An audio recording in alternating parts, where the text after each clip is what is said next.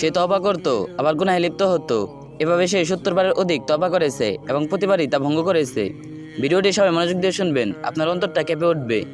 বিখ্যাত তাবেঈ হযরত হাসান বসরি রহমতুল্লাহ আলাইহি এর হাতে আব্বাস নামের এক যুবক তওবা করেছিল, কিন্তু সে ছিল দুর্বল চিত্রের। সে তওবা করত, আবার গুনাহে লিপ্ত হতো। এভাবে সে 70 বারের অধিক তওবা করেছে এবং প্রতিবারই তা ভঙ্গ করেছে। জীবনের শেষ মুহূর্তে যখন তার মৃত্যু ঘনিয়ে এলো, সে তার মাকে বলল, মা, দয়া করে হযরত হাসান বসরি রহমতুল্লাহের কাছে যাও, তাকে আমার কাছে নিয়ে এসো, যাতে আমি শেষবারের মতো তার হাতে তওবা করতে পারি। হয়তো আল্লাহ আমাকে মাফ করবেন। বৃদ্ধা মা হাসান বসরি রহমতুল্লাহের কাছে গেলেন এবং সালাম দিয়ে বললেন, আমি আব্বাসের মা, আমার ছেলে মুমূর্ষু অবস্থায় আছে, সে আপনার হাতে তওবা নবুয়ত করতে চায়। হযরত হাসান বসরি রহমতুল্লাহ আলাইহি ভাবলেন, বারবার তওবা ভাঙলে মানুষের মন পাপের প্রতি ভয় কমে যায়। তাই তিনি তাকে শিক্ষা দেওয়ার জন্য এবং তার মনে সত্যিকারের অনুশোচনা জাগানোর জন্য কঠোরতা দেখালেন।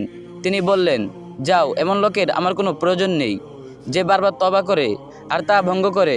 মা কাঁদতে কাঁদতে ফিরে এসে ছেলেকে জানালেন, বাবা, তোমার খারাপ কাজের জন্য শায়েখ আসতে রাজি হননি।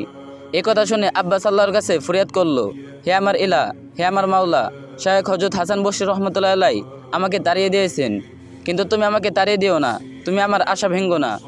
সে মাকে বলল, মা, আমি মারা গেলে তুমি আমার কপালে পা রেখো এবং আমার গলায় রশি বেঁধে আমাকে বাজারের রাস্তায় টেনে হিঁচড়ে নিয়ে যাও, আর বলবে যে আল্লাহর অবাধ্য হয় তার শাস্তি এটাই।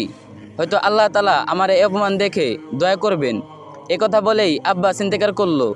মা যখন তার কপালে পা রাখতে উদ্যত হলেন, তখন তিনি যেন একটি আওয়াজ শুনতে পেলেন, থামো, সিজদার জায়গায় কপালে পা রেখো না। জেনে রেখো, আল্লাহ তাআলা তাকে ক্ষমা করে দিয়েছেন এবং জাহান্নাম থেকে মুক্তি দিয়েছেন। মা খুশি হয়ে তাকে গোসল দিয়ে দাফন করলেন। সেদিন রাতে হযরত হাসান বসরি রহমতুল্লাহ আলাইহি এক আশ্চর্য স্বপ্ন দেখলেন। কেউ তাকে বলছেন, হে হাসান, তোমাকে কিসে বাধ্য করলো আমার বান্দাকে আমার রহমত থেকে নিরাশ করতে? আমি তো তাকে সৃষ্টি করেছি এবং আমার রহমত সব কিছুতে ঘিরে আছে। আমার ইজ্জতের কসম, ভবিষ্যতে আর কখনো এমন করলে তোমাকেও ছাড় দেওয়া হবে না। আল্লাহর রহমত মানুষের ধারণার চেয়েও বিশাল। কোনো পাপী বারবার তওবা ভঙ্গ করলেও তাকে নিরাশ করা উচিত নয়। আল্লাহ আমাদের সকলে গুনাহ ক্ষমা করে দিন, আমিন।